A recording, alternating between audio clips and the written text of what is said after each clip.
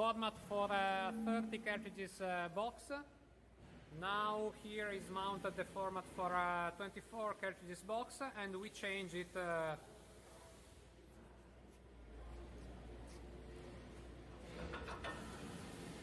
very quickly.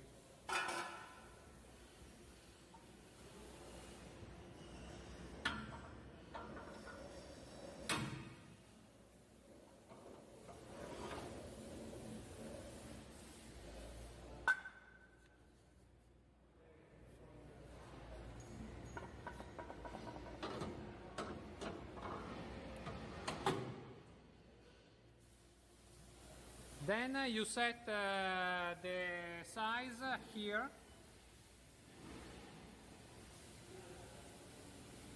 In this way. Confirm. Perfect. That's all.